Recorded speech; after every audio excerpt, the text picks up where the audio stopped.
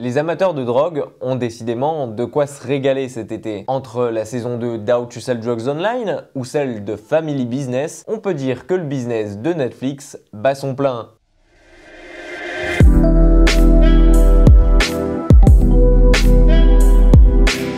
Après nous avoir régalé d'une saison 1 exemplaire, les Hazans remettent ça avec une saison 2 explosive, littéralement.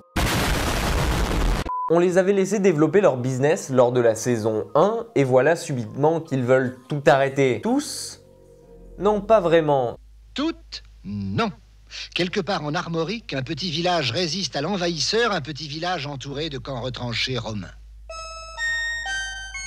Seul Joseph, alias Jonathan Cohen, commence à se rendre compte que la situation dans laquelle ils se sont empêtrés n'est pas forcément la meilleure. Il commence à avoir de plus en plus peur suite aux menaces qui visent ses enfants et décide de se retirer du business. Problème, sa famille, elle, n'est pas prête de s'arrêter là. Et de la même manière que Moritz dans How to Sell Drugs Online, il cherche à se développer et à s'expandre de façon à vendre 5 fois plus de pastra weed que précédemment. Joe va donc de son côté devoir leur faire peur et faire tout son possible pour pouvoir les faire s'arrêter avant que ça dérape définitivement. Pour commencer, cette saison 2 est toujours un gros kiff. Étalée sur 6 épisodes comme sa grande sœur, les scénaristes, et plus précisément Igor Gotsman, ont su se renouveler à travers cette intrigue et ne pas refaire un bis de la première saison. Toujours hyper drôle, sympathique et dynamique, à savoir bien monté.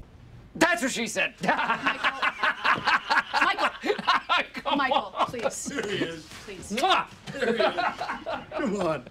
Cette saison sait se renouveler et ne pas s'embourber dans les travers du passé. Et pourtant, comme dans une trilogie, quand le premier film est très bon, c'est souvent le second qui est le plus dur à réaliser. On prend évidemment plaisir à retrouver Julia Piaton, Jonathan Cohen et Gérard Darmon. Écoutez, laissez la police faire son travail. Dès que j'aurai de plus amples informations, croyez bien que vous en serez les premiers informés.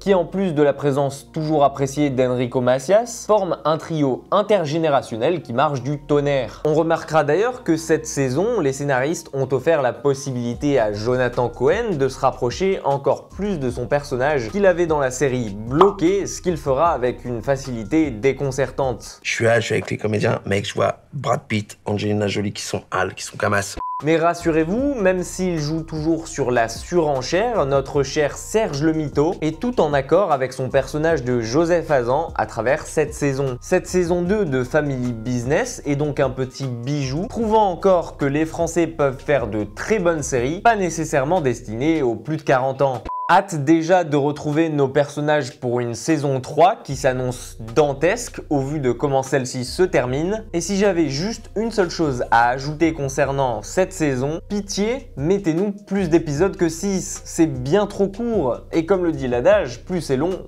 plus c'est bon. Oh, SOS, locate DJL. That's what he says. Damn it. Et voilà les amis, c'est déjà tout pour cette petite critique de Family Business saison 2. J'espère que la vidéo vous a intéressé, que vous êtes resté jusqu'à la fin. Si c'est le cas, considérez l'abonnement et le pouce en l'air. Et quant à moi, il ne me reste plus qu'à vous dire prenez soin de vous, passez une bonne journée et à très vite pour une prochaine critique.